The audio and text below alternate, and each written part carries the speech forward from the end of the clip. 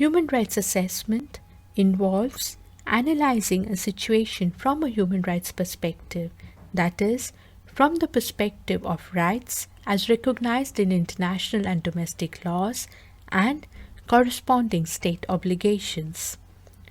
What are the steps involved in human rights assessment? Let us go through them briefly. First, find out the issue or problem that has impacted on the enjoyment of rights. This would involve identifying the 5 W's. What or nature of the issue or problem?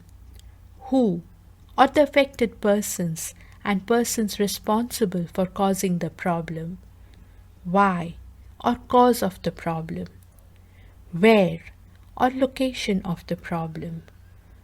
When or time period of the problem, that is, when did the problem occur, or if the problem is of a continuing nature, since when has the problem been occurring?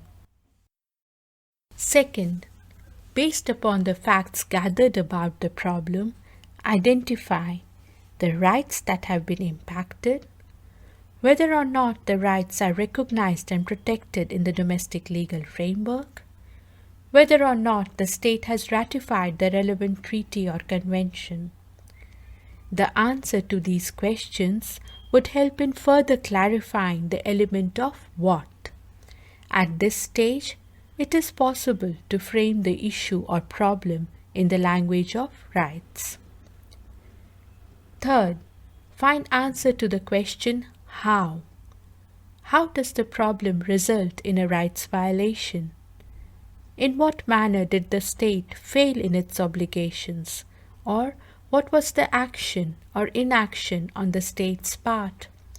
For this, it may be necessary to assess the nature of state's obligation in relation to the specific problem, whether or not an element of discrimination is involved, whether or not there has been a breach of the obligation of progressive realization to the maximum of available resources. Next, identify the duty bearers, those who have the responsibility to take steps to respect and protect human rights. For example, in case of the right to education, there may be many state agencies such as the Ministry of Education, school authorities, teachers, and so on. This step adds another dimension to the element of who discussed previously.